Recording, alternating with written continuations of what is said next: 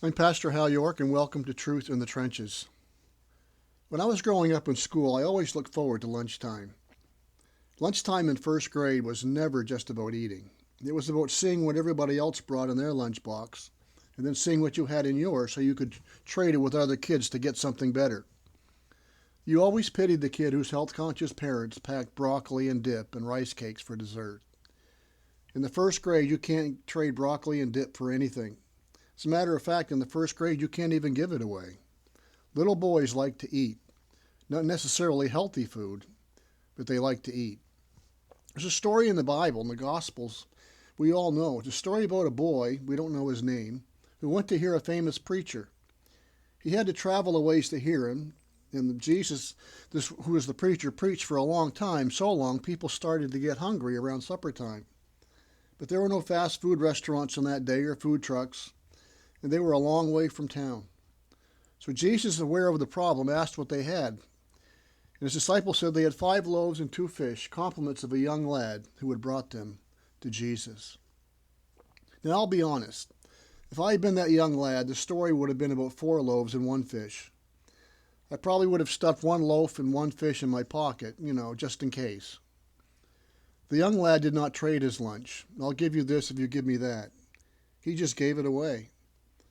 The young lad did not look at the size of the problem. He looked at what he had in his hand and gave it to Jesus. And Jesus did something awesome. The thing that strikes me about this story is the unselfish generosity of this young person, this young boy, and the compassion and power of Jesus as he takes what is given to him and feeds the whole crowd until they were filled. That includes the young boy who gave up his lunch. The picture we have here is of generosity. And generosity is tough. It's tough because it touches the thing closest to our heart, money. Money means security. Money means safety. Money means comfort. Money means power. Money means influence. Money means success. Money means we have a refuge. It means we have that means the kids will be looked after. Money means we'll be taken care of when we are old.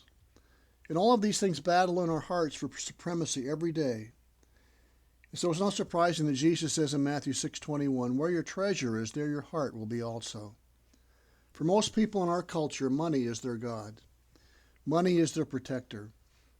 Giving away money is giving away our security, our safety, our power. But for the believer, money should be none of these things. God is our security, He's our safety, and He is our refuge. We are free to give because God has promised to take care of us. And as we know, Jesus talked a lot about money, and Proverbs talks about it as well.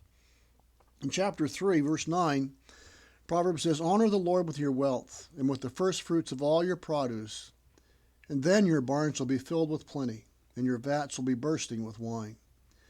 In verse 27 of chapter 3 says, do not withhold good from those to whom it is due, when it is in your power to do it.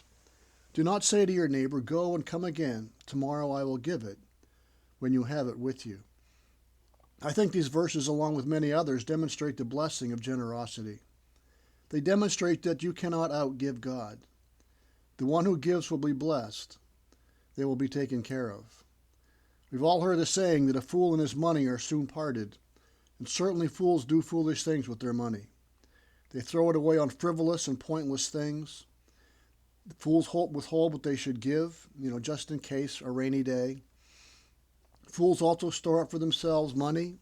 They build bigger barns to store all their stuff. And Jesus says, you fool, life does not consist in the abundance of the things we possess. If a fool and his money are soon parted, then it's easy to think that a wise person will hold on to his money as tight as he can. But that's not what Scripture teaches. Wise people do not throw their money away, and we need to be wise.